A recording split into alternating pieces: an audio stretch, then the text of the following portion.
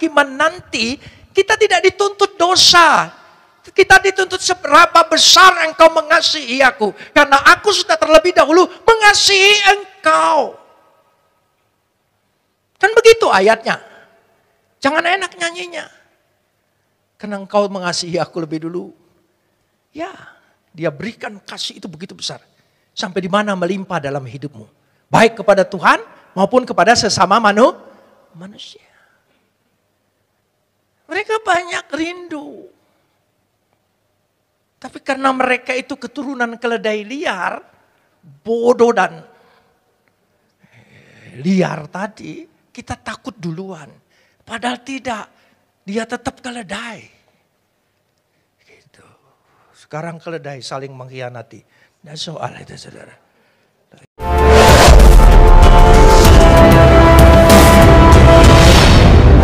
Kita berdoa. Besem ha'ab wehaben weruah hakodes Elohi Echad. Dalam nama Bapa, Putra dan Roh Kudus Tuhan yang Esa. Bapa di sorga, kami memuji dan mengucap syukur kepadamu atas segala kasih, karunia, anugerah, limpah rahmat dan berkat-Mu. Atas segala perkenanan Tuhan dalam hidup kami. Pemeliharaanmu yang begitu sempurna. Penyertaan kasih setiamu yang mengiringi setiap langkah-langkah kehidupan kami.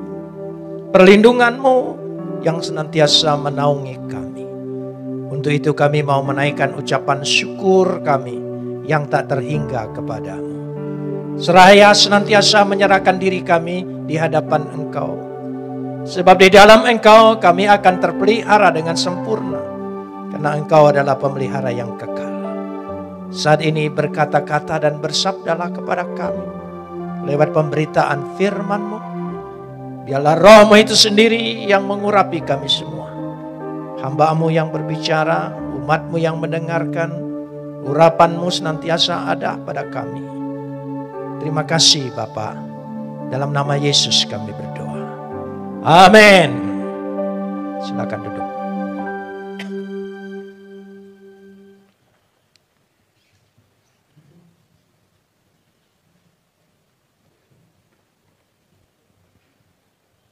Shalom.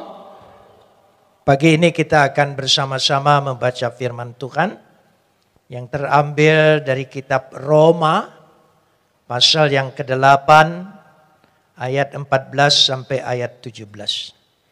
Roma pasal 8 ayat 14 sampai ayat 17. Kita akan membacanya saling sahut bersahutan. Saya akan awali ayat 14, jemaat menjawab 15. Dan seterusnya saling ganti bergantian sampai tiba pada ayat 17. Semua orang yang dipimpin roh Tuhan adalah anak Tuhan. Ayat 15. Sebab kamu tidak menerima roh perbudakan yang membuat kamu menjadi takut lagi. Tetapi kamu telah menerima roh yang menjadikan kamu anak Tuhan. Oleh roh itu kita berseru, Ya Aba, Ya Bapa. Roh itu bersaksi bersama-sama dengan roh kita bahwa kita adalah anak-anak Tuhan. Dan jika kita adalah anak, maka kita juga adalah ahli waris. Maksudnya orang-orang yang berhak menerima janji-janji Tuhan, yang akan menerimanya bersama-sama dengan Kristus, yaitu jika kita menderita bersama-sama dengan Dia, supaya kita juga dipermuliakan bersama-sama dengan Dia. Kita sambut firman Tuhan. Kapot lecha Adonai Elohenu kapot lecha. Segala kemuliaan ya Adonai, Tuhanku kemuliaan bagimu. Saudara-saudara yang dikasihi Tuhan, perkataan hamba atau budak itu seringkali saling berganti kalau kita membaca. Tetapi tentu saja ada bedanya bahwa hamba Tuhan itu bukan berarti budak dalam arti seperti itu. Lalu bahasa yang menyebut hamba atau diperhamba atau budak di dalam bangsa Israel dimulai muncul ketika peristiwa Yusuf. Dari sejak Abraham sebetulnya dia mempunyai hamba yang bernama Eliezer. Perkembangan itu bahwa hamba ada tingkatan dalam budaya Yahudi lebih daripada budak. Artinya sudah mulai dipercayakan segala sesuatu. Tapi nasib Yusuf berbeda. Mungkin karena jengkelnya istri Potifar, budak, dia tetap menganggap budak. Padahal di kemudian hari, Yusuf mendapat kehormatan untuk mendapat kepercayaan dari tuannya di Fir'aun. Karena itu kata hamba dan budak ini menurut perkembangan di dalam perjanjian lama merupakan satu simbol bahwa ada sesuatu yang menekan hidupnya. Kita lihat dulu supaya kita bersama-sama bisa mengerti supaya apa kondisinya maka disebut budak. Ulangan 5 ayat 15, kita lihat dulu. Ulangan 5 ayat 15. Sebab haruslah kau ingat bahwa engkau pun dahulu budak di tanah Mesir. Dan engkau dibawa keluar dari sana oleh Adonai Tuhanmu. Jadi itu yang dimaksud dengan kata budak. Jadi ada sesuatu kekuasaan yang bengis, yang kejam, yang tidak punya belas kasihan, mengikat, mengungkung mereka, membelenggu mereka, dan mempersulit kehidupan mereka. Jadi pengertian kalau dilihat seperti itu menurut ayat. Dan kalau kita lihat juga di dalam Ulangan 6 ayat 21 banyak sekali berbicara tentang budak. Yaitu maka haruslah engkau menjawab anakmu itu, kita dahulu adalah budak Fir'aun di Mesir. Kita dahulu. Jadi itu yang dimaksudkan. Jadi ada kekuasaan yang mereka tidak bisa melawan sama sekali. Mereka tidak bisa melawan.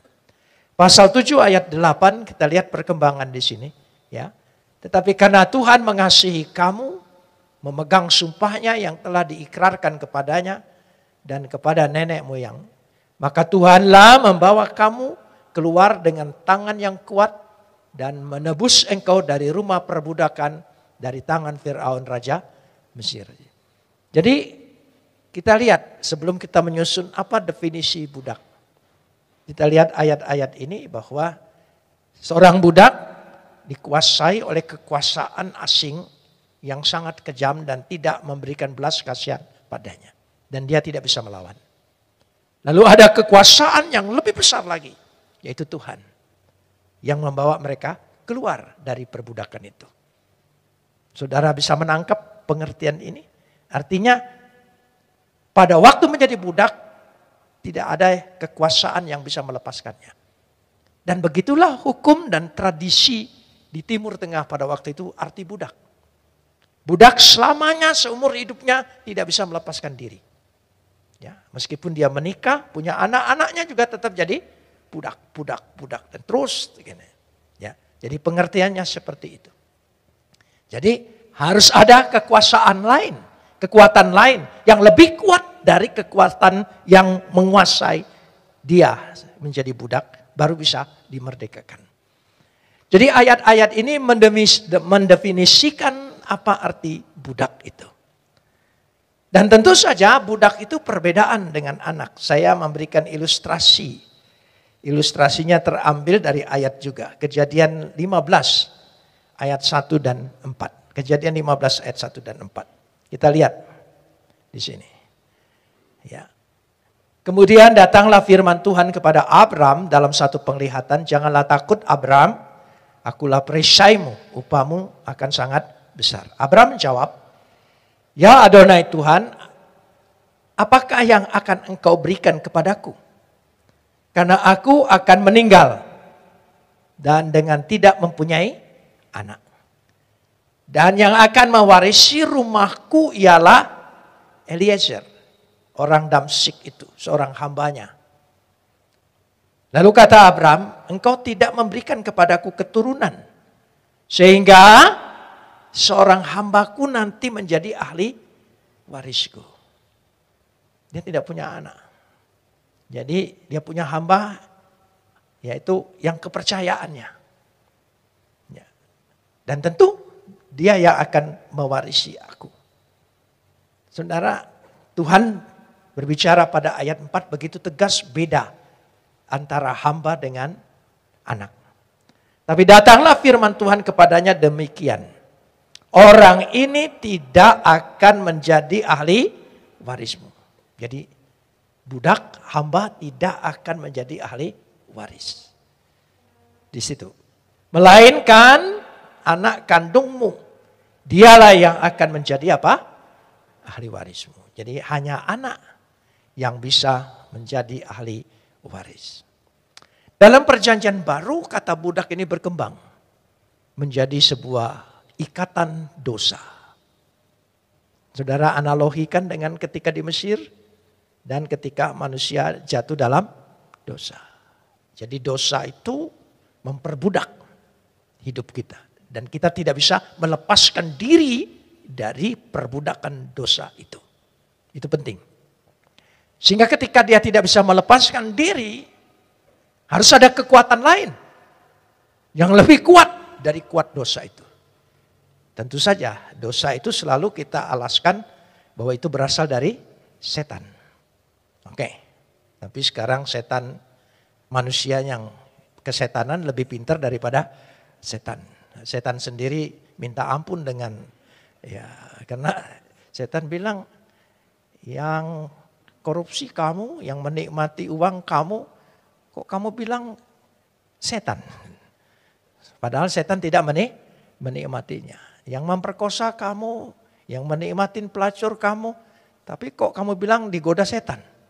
Setan bilang aku belum menggoda, kamu sudah tergoda dulu. Nah itu ilustrasi saja. Jadi tidak ada kekuatan yang bisa mampu melepaskan ini. Saudara, mari saya kasih ilustrasi lagi. Sebagai satu kisah dari Eliezer ini berkembang.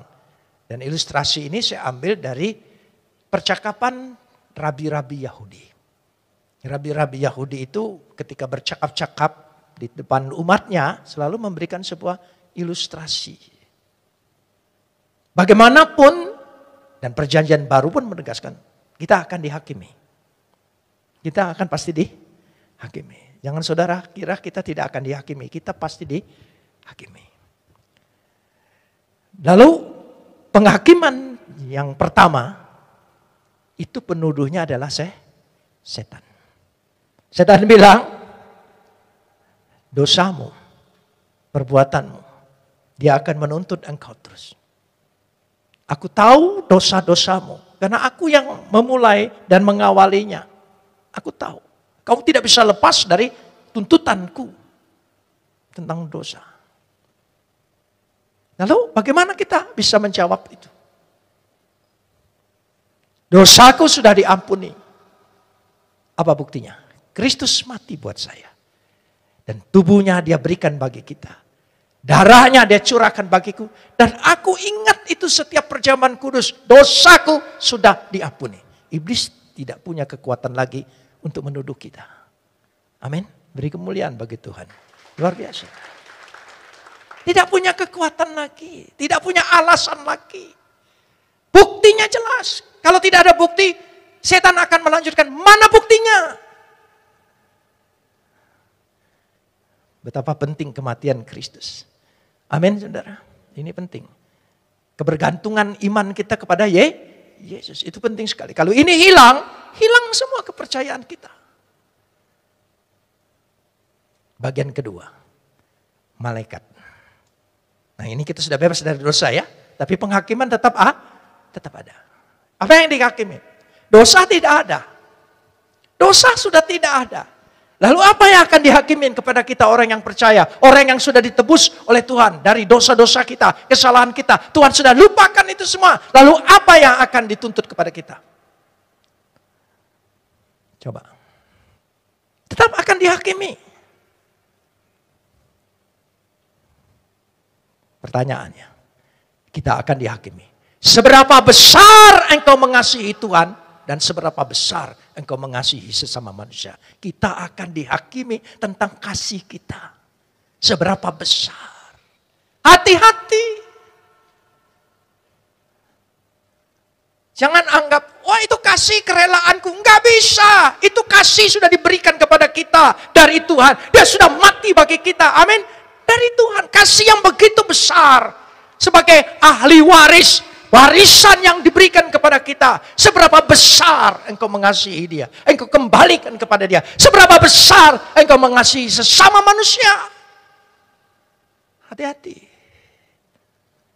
Kita tidak lagi dihakimi karena dosa dan kesalahan kita. Tapi kita akan dihakimi seberapa besar kasih kita.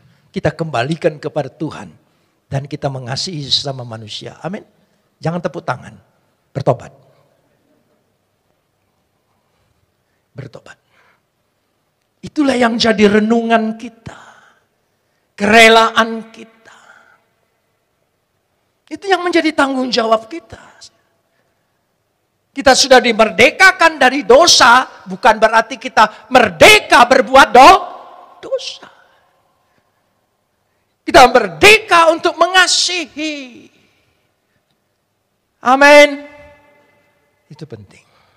Cuma kita renungkan. Apakah ketika kita memuji, kita mengasihi Tuhan?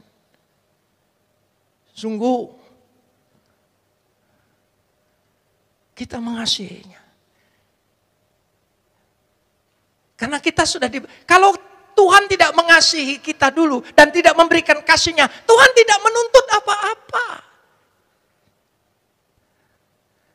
Kita tidak dihakimi karena dosa kita, karena kita sudah diampuni. Amin.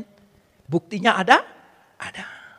Sukacita luar biasa. Tapi itu semua Tuhan buat, Tuhan berikan karena apa? Kasih. Karena begitu besar kasihnya. Begitu besar. Bahasa Indonesia itu kata begitu itu untuk menunjukkan tanpa batas. Kenapa tidak bilang sangat besar? Sangat masih ada batasnya. Tapi begitu besar artinya sudah tak terkirakan lagi. Kasihnya. Sudah diberikan kepada kita. Dan itu dihakimi. Dihakimi. Seberapa besar. Amin. Ini penting sekali. Jangan hitung-hitungan dengan Tuhan. Baik tenagamu, waktumu, hartamu, semuanya. Jiwamu. Melayani Tuhan. Kalau hitung-hitungan. Saya ingin bercerita supaya mungkin baru bisa tergambarkan. Dalam gereja itu ada 5 jabatan. 5 jabatan. Rasul, nabi, pemberita Injil, gembala, dan guru. Itu gereja. Rasul, ini paling jempol. Rasul. Dan saya tidak berani mengaku rasul karena sudah ada Rocky Gerung. Sudah jadi rasul dia jadi tidak berani lagi. Nah rasul bisa palsu, bisa tidak. Bisa. Nabi, nabi itu membawa pesan, menunjuk dosa. Itu nabi. Maka dia telunjuk. Pemberita Injil, ini saya. Lebih menonjol kan dari yang lain. Ya, karena dia diundang kemana-mana. Gitu. Dia lebih tinggi, tapi dia sekaligus selalu sering dihina. Kalau begini artinya apa Jebar? Loh iya. Gembala. Sangat mengikat. Hiasannya bagus. Punya cincin kawin. Guru.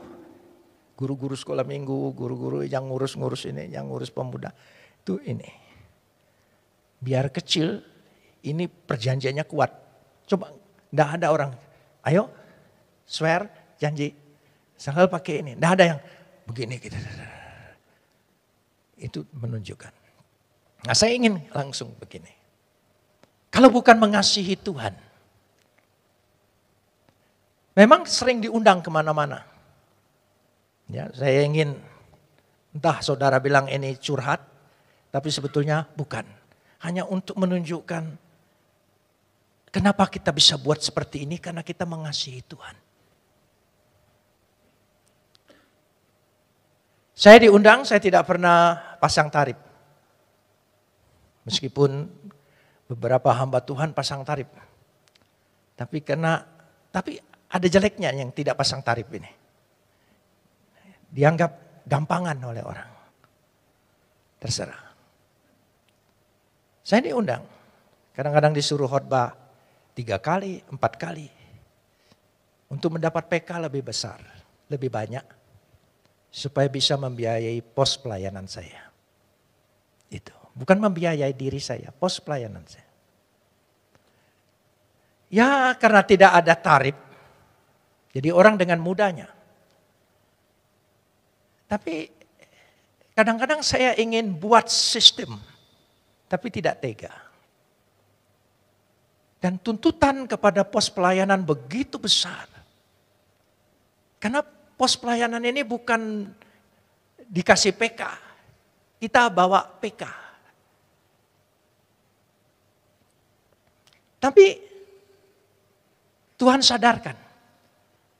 Kenapa terus? Kenapa tidak lepas saja?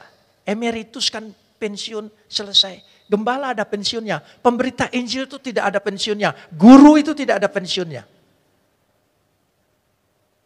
Tapi menjadi guru itu bangga loh. Kenapa bangga? Selagi anak itu mengamalkan apa yang kita ajarkan. Amalan kepada kita tidak pernah berhenti sampai mati pun. Amin. Baru tepuk tangan itu. Nah, mulailah daftar jadi guru sekolah minggu ya. Saudara, oh iya. Ya, ajar anak berdoa dan terus dia berdoa sampai tua, sampai punya anak lagi. Amalanmu tetap ada dari dia. Saya pakai bahasa orang lain dulu. Tapi tidak, karena belum ketemu bahasa Kristennya. Ya, bahasa Kristennya upahmu selalu ada. Tapi upah itu kayaknya ke hamba. Gitu. Tapi amalan itu bahasa. Tidak apa-apa pinjam sedikit. Gitu. Orang juga pinjam istilah saya sehakikat sederajat melekat sekarang banyak kemana-mana. Itu mestinya bayar itu saudara ya. Gitu. Tapi apa yang kita lakukan adalah mengasihi. Mengasihi itu tanpa batas. Amin. Kenapa? Karena takut pada hari penghakiman nanti kita tidak dituntut dosa. Kita dituntut seberapa besar engkau mengasihi aku. Karena aku sudah terlebih dahulu mengasihi engkau. Kan begitu ayatnya. Jangan enak nyanyinya. Karena engkau mengasihi aku lebih dulu. Ya, dia berikan kasih itu begitu besar. Sampai di mana melimpah dalam hidupmu. Baik kepada Tuhan maupun kepada sesama manusia. Mereka banyak rindu. Tapi karena mereka itu keturunan keledai liar, bodoh dan liar tadi, kita takut duluan. Padahal tidak, dia tetap keledai. Gitu. Sekarang keledai saling mengkhianati. Nah soal itu saudara. Namanya juga keledai. Jadi itu yang dimaksudkan. Itu anak. Anak itu ukurannya bukan pemberiannya. Tapi bagaimana cara dia mengasihi orang tuanya. Itu anak. Saya langsung sekarang masuk pada anak. Kita anak Tuhan, jawab. Amin. Anak Tuhan. Kita sudah menerima kasih Tuhan, amin. Siapa yang belum pernah menerima kasih Tuhan? Kasihnya besar sekali. Lihat di depan kita, itu bukti. Tidak ada yang mau mati buat kita. Nabi manapun, rasul manapun, tidak ada yang mau mati buat kita. Tapi dia mau mati buat kita. Sementara kita orang yang berdosa tidak berharga sama sekali. Kita hina. Kita penuh kemunafikan. Kejahatan yang tersembunyi. Tapi dia tidak peduli. Engkau anakku. Seberapa jauh engkau pergi. Nah perhatikan. Makanya ilustrasi yang terbaik itu tentang anak yang hilang. Itu ilustrasi yang terbaik. Kenapa saya senang dengan ilustrasi itu? Karena Yesus sendiri bawa ilustrasi itu. Kau punya hak, kau minta hak, aku kasih. Kau habiskan di negeri yang jauh. Engkau sadar engkau kembali. Diterima. Itu Bapak. Karena dia adalah anak. Dia pulihkan kembali. Dia pulihkan haknya. Sampai kakaknya marah. Anak model begini masih mau diterima. Tapi itulah kasih. Itulah kasih. Kasih tanpa batas. Kita sudah pernah jadi anak hilang kan? Sudah pernah kita. Berapa kali kita jadi anak hilang? Kembali dipulihkan. Sudah, stop. Sekarang waktunya kita apa? Mengembalikan kasih Bapa. Yang berlari menghampiri aku. Yang memeluk dan mencium aku. Yang mengakui aku. Dan yang memulihkan seluruh hak-hakku. Aku akan mengasihi dia sepenuhnya. Apapun yang diminta Bapa. Amin. Jangan bilang, saya nunggu nanti ditugaskan melayani bidang. Tidak boleh nunggu kasih itu. Kasih itu bertindak. Kasih tidak bertindak. Jomblo kalian. Kasih harus bertindak. Itulah ilustrasinya. Sehingga dikatakan dengan jelas sekali.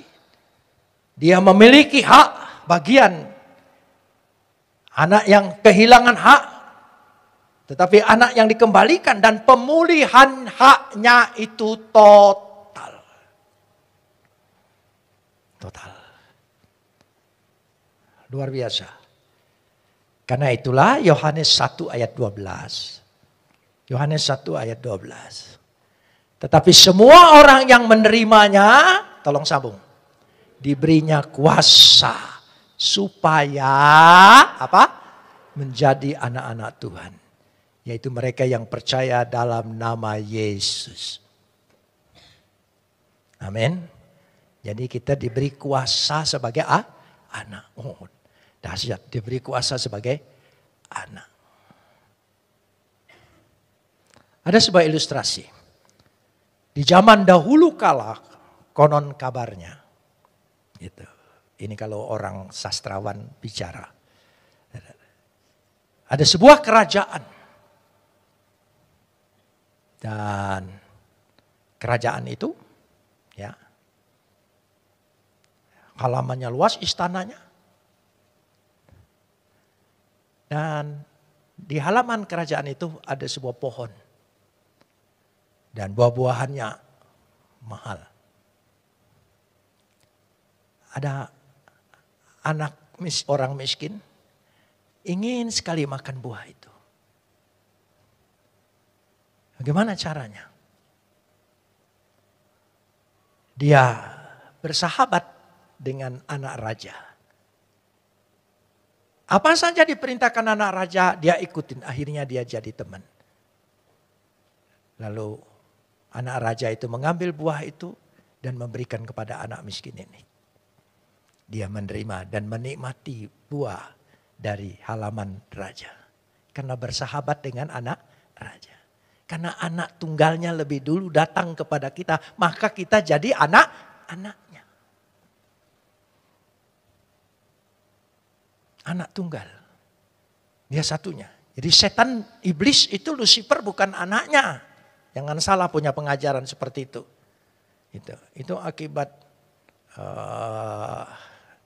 nonton ada Thor, ada Loki, ada apa itu saudara. Anak tunggal, mengerti anak tunggal satu-satunya. Bahasa Yunani sudah jelaskan. Warga GKA harus mengerti monogenes, mono. Kita lanjutkan sekarang. Efesus pasal 5 ayat 1. Efesus pasal 5 ayat 1. Sebab itu jadilah penurut-penurut Tuhan seperti apa? Ya, anak-anaknya. Ayat 8. Memang dahulu kamu adalah kegelapan, tapi sekarang kamu adalah terang di dalam Tuhan. Sebab itu, tolong sambung, sebagai anak-anak terang. Amin. Itu tadi.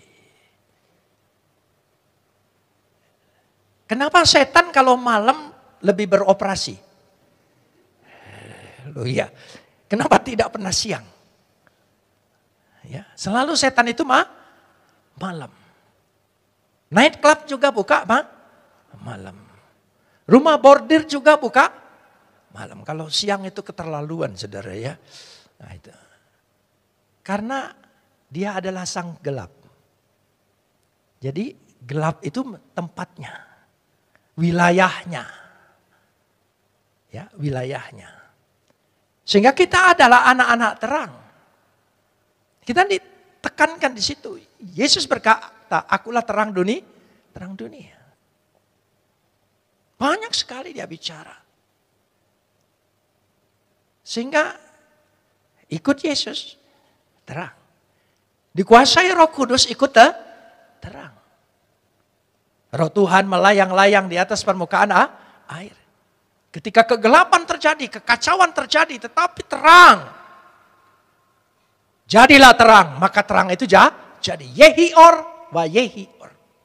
Jadilah terang, lalu terang itu jadi. Terang. Amin. Loh, kita semua terang. Amin. Luar biasa. Amin. Terang. Saya percaya itu. Filipi pasal 2 ayat 14 sampai 15. Masih berbicara tentang pengertian anak. Nanti kita langsung masuk pada pengertian kita tadi. Lakukanlah segala sesuatu dengan tidak bersungut-sungut dan berbantah-bantah. Lanjut. Supaya kamu tidak beraib, tiada bernoda.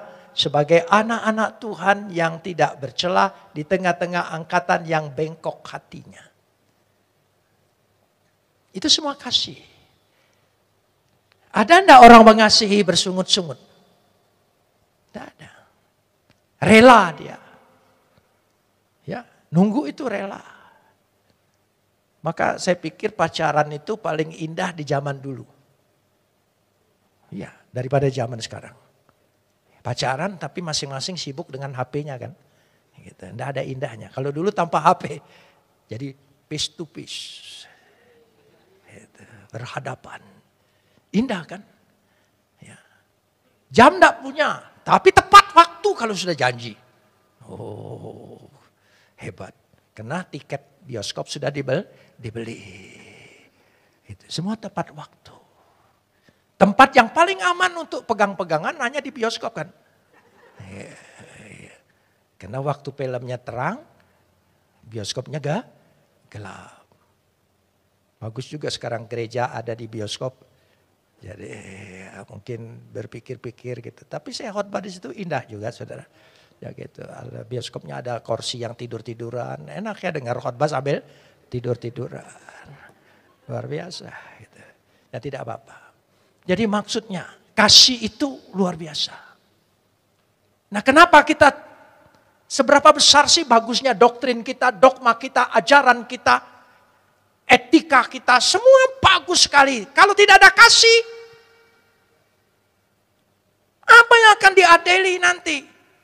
Apakah malaikat akan berkata seberapa hafal engkau dengan pengakuan iman rasuli? Seberapa hebat dogma-dogmamu? Seberapa ingat engkau konsili-konsili? Enggak. Seberapa besar kasihmu kepadaku dan kepada sesama manusia. Itu. Gak usah takut. Saudara belajar tentang sejarah gereja, dogma gereja. Paling hanya satu buku, Runtut Pijar Tony Lin. Saya hampir berbuat kesombongan, hampir. Tapi tidak jadi. Orang selalu bilang kalau dikritik, baca dulu seluruh buku saya. Saya mau pamerkan buku yang saya baca. Jemaat aja jarang tahu. Kalau saya pamerkan buku yang saya baca, baru saya berkata, jangan berdebat dengan saya, baca dulu seluruh buku yang saya baca. Baru kita sederajat. Apa itu? Dia akan dihakimin oleh Tuhan? Tidak. Kasih. Amin. Kasih. Kok aminnya sedikit kalau kasih. Kasih. Sekarang masuk pada bacaan kita tadi. Ini baru tadi pembukaan semua loh. Ini baru baca. Ya, ayat 14. Semua orang, semua orang. Tolong sambung. Yang dipimpin roh Tuhan adalah anak Tuhan. Semua orang yang dipimpin roh Tuhan. Saudara mengerti dipimpin roh Tuhan? Bagaimana dipimpin roh Tuhan? Percaya ada pribadi roh kudus. Betul, itu baru dogma. Menerima urapan roh kudus. Seberapa besar? Enggak jelas. Ya kan? Ada yang lain doktrinnya supaya jelas bisa punya karunia, ya silakan. Tapi tidak jadi ukuran. Roh Tuhan itu kan hal-hal yang spiritual. Hal-hal yang metafisis. Karena itu pribadi Tuhan. Sekali lagi, hal-hal yang metafisis. Tapi metafisis itu ada metafisikanya. Metafisika itu ada matematikanya, ada rumusnya. Artinya antara yang abstrak dengan yang konkret. Jadi orang dipimpin oleh roh Tuhan memang harus kita dipenuhi. Hati kita, jiwa kita oleh roh Tuhan. Harus. Tapi ada yang konkretnya. Apa yang konkretnya? Firman Tuhan, Alkitab, baca. Dipimpin roh Tuhan tanpa Alkitab, kebatinan nanti nyasar saudara. Dipimpin roh Tuhan, Alkitab. Alkitab yang berbicara, jangan membunuh, jangan mencuri. Baru roh Tuhan berbicara di hatinya, mengingatkan kembali. Karena itu dipimpin roh Tuhan memakai kata elenchen. Menginsafkan, menyadarkan, mengingatkan. Elenchen. Yang nama Ellen, ya luar biasa. Harus sadar betul ya saudara. Jadi itu menyadarkan kita. Disadarkan karena apa? Karena firman. Karena baca, bukan karena Tuhan bicara. Bukan itu. Tuhan sudah bicara di sini, sudah didokumentasi, sudah ada Alkitab. Kamu cari-cari lagi yang di luar itu. Enggak, Tuhan sudah bicara. Karena itu harus baca Alkitab. Waktu baca Alkitab, roh Tuhan bekerja. Mengingatkan kita. Amin. Dia ingatkan, dia menyadarkan kita. Tanggung jawab. Tuhan sadarkan saya dengan kisah Hagar ketika anaknya dibawa ke padang gurun Ismail. Hampir mati karena tidak ada air. Hagar berlari-lari. Cari air. Itulah kerinduannya. Tuhan ingatkan kepada saya lewat roh Tuhan dan lewat ayat itu. Jangan terganggu kalau pagi engkau terbangun karena suara yang sedang rindu dengan air. Itu tugasmu. Ayo. Ada yang lewat dengan suara itu di sini? Lalu tanggung jawabmu di mana? Pernah memberitakan sesuatu? Jangan dikira nyawanya tidak menuntut kita. Nyawanya menurut Yeskel akan menuntut kita. Karena aku tidak tahu Tuhan, aku tidak diingatkan. Padahal aku bersahabat dengan pendeta Yusproni. Matilah aku saudara. Iya. Jadi saya ingatkan. Dia marah, tidak apa-apa. Yang penting aku sudah mengingatkan. Tugas selanjutnya adalah Roh Kudus. Roh Kudus. Itu artinya dipimpin oleh Roh Kudus. Firman Tuhan. Nanti Yesaya 61, 62 terus mengingatkan. Domba-domba Kedar dan Nebayot anak-anak Ismail akan datang berkumpul di rumahmu. Membuat semarak segala baitmu. Itulah kerinduan.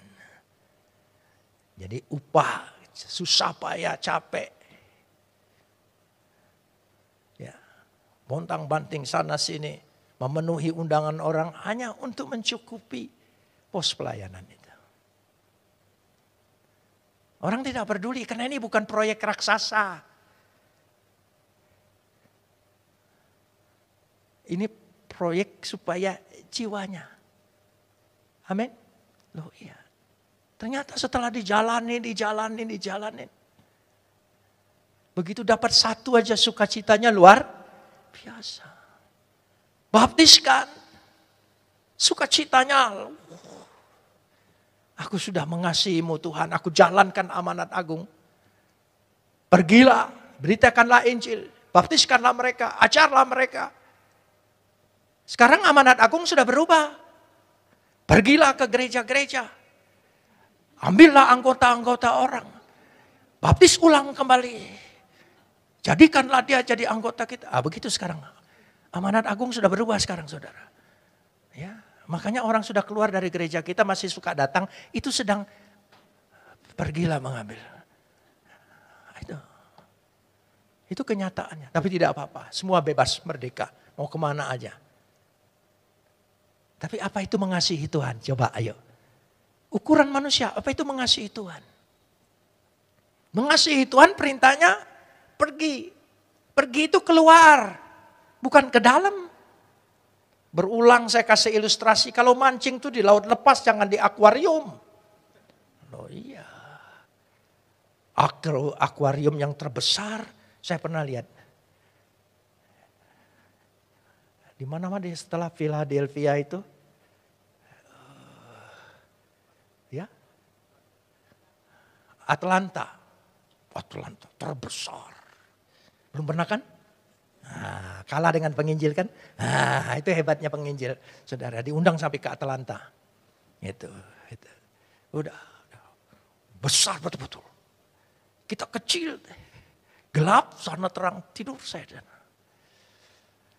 Wah, semua lihat. Selesai, pendeta yang ajak saya tanya. Apa kesan Bapak? Lapar. Kenapa? Karena lihat ikan.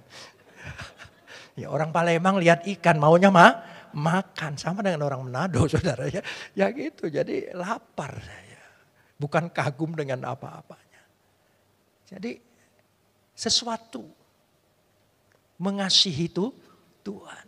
Memang kita percaya Tuhan segala sesuatu. Tapi ada satu perbuatan yang besar. Tapi saya tidak happy. Sini saja Pak, ini baru-baru ini. Tinggal aja di LA. Saya orang Batak nih. Saya pemborong. Punya rumah banyak. Bapak boleh pakai satu. Boleh pakai satu. Namanya Pak Tarigan. Jangan manfaatkan dia ya. Tarigan. Oh, dia pengusaha. Luar biasa. Sukses. Dia beli, bikin gereja. Luar biasa. Tapi tidak menarik. Karena saya mengasihi mereka yang belum kenal Yesus. Di situ semua sudah kenal. Kalau kumpul orang kenal, orang percaya, yang diomongin siapa? Antara kita. Gosipnya kita. Depan kita baik-baik, di belakang kita. Oh, jangan percaya mulut politikus. Ya, hati-hati. Karenanya tujuannya adalah yang kedua. Tidak menerima roh perbudakan. Ayat 15. Tidak menerima roh perbudakan. Jangan mau diperbudak lagi. Merdeka. Tidak menjadi takut. Tapi kamu telah menerima roh yang menjadikan kamu anak Tuhan. Dan oleh roh itu kita berseru apa? Ya Aba, ya Bapa. Luar biasa. Amin. Lanjutkan. Satu jaminan yang luar biasa. Ayat yang ke-16. Ayat 16. Roh itu bersaksi bersama-sama dengan roh kita. Bahwa kita adalah roh Tuhan bersama roh kita. Jiwa kita bersama. Kasihnya bersama. Sungguh-sungguh. Ketika berdoa, ketika bergumul. Ayat 17 paling indah. Paling indah menurut saya. Luar biasa. Ayat 17. Dan jika kita adalah anak, maka kita juga adalah ahli waris. Amin. Luar biasa. Saudara pasti masuk surga. Oh, saudara pasti mewarisi segala sesuatu yang Tuhan berikan, Tuhan sediakan. Amin. Maksudnya orang-orang yang berhak menerima apa? Janji-janji Tuhan. Ya, yang akan menerimanya bersama-sama dengan Kristus. Luar biasa. Semua janji Tuhan kita akan terima. Amin. Beri kemuliaan bagi Dia. Kita akan terima. Jangan takut. Kita pasti menerima apa yang dijanjikan Tuhan menjadi hak dan milik kita. Amin. Pasti. Dari yang kecil sampai yang besar. Dari sekarang sampai sorga. Makanya kita nanti, Pak Yul, tolong nanti jadi panitia ya. Kita reuni di sorga. Ayo, ada yang menolak? Nah, berarti kalau panitia harus duluan ya.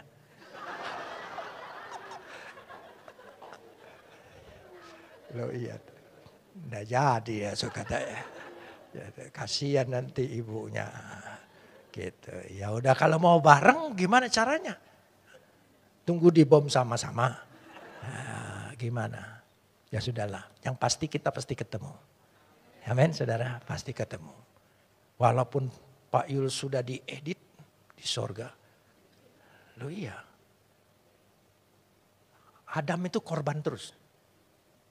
Di sorga, waktu di Taman Eden, dia ditipu oleh Hawa dengan buah. Sekarang kita ditipu dengan gambar. Hasil editan. Iya kan? Orang jelek jadi, waduh cantiknya luar biasa. Nah, kira-kira penipuan itu terjadi. Jarang sekali laki-laki mengedit, jarang percayalah. Jarang saudara, tapi rata-rata perempuan yang rupanya dia menolak keadaan dirinya. Tidak usah menolak.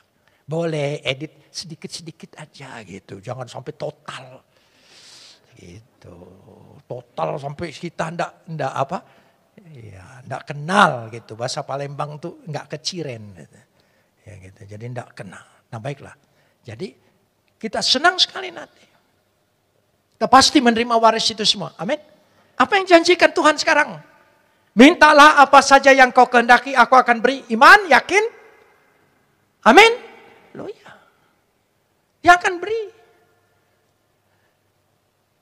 Lanjut ayat 17. Ini yang bagus. Poin yang terakhir saya senang.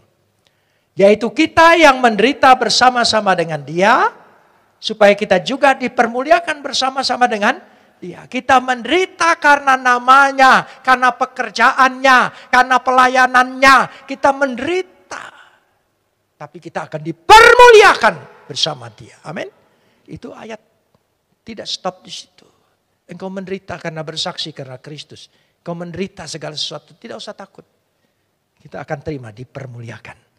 Amin. Bersama Kristus. Dan kita menderita pun ditulis di situ tidak sendirian. Bersama-sama Dia. Dia yang mendampingi kita. Dia yang selalu memberikan kekuatan. Bahkan Dia kadang-kadang menggantikan kita. Amin. Dia yang menggantikan kita. Tidak sendirian. Amin. Itulah Immanuel. Ya. Coba ayat ini baca. Renungkan baik-baik. Yaitu kita yang menderita bersama-sama dengan Dia. Pergumulanmu, kesulitanmu, penderitaanmu. Kita tidak sendirian. Bersama-sama siapa? Dia. Apalagi kalau kita melayani Dia. Memberitakan Injil. Menjadi miskin. Tidak soal. Tidak soal. Kadang-kadang saya melayani, tapi memang tidak boleh berharap dengan manusia. Oh, saya dikenalkan di Surabaya, pengusaha besar-besar, kumpul. Pikiranku ini kesempatan minta sumbangan. Tapi puji Tuhan tidak terkeluarkan dari mulutku. Mungkin karena gengsi Palembangnya. Mungkin saudara, rasanya masa hamba Tuhan minta-minta. Tapi sudahlah. Ya, saya bersuka cita karena menderita bersama Dia. Wah, hebat. Yang punya pakuwon. Yang punya pabrik baja. Undang makan. Makan saya sedikit. Mereka bilang, kenapa Pak Pendeta sedikit? Habis mau makan diajak ngomong terus gimana? Jadi mereka itu ngajak makan tapi lebih banyak ngajak ngomong. Dan mereka bercerita semua, minta doa. Jadi sudah disuruh doa makan, selesai itu mendoakan dia. Ya, puji Tuhan. Menderita bersama-sama di dia. Amin. Kapan coba? Saudara, ada yang menderita di sini, ayo jujur. Dalam kehidupanmu, tidak sendirian. Bersama-sama dengan dia. Karena engkau percaya Yesus adalah Immanuel. Amin.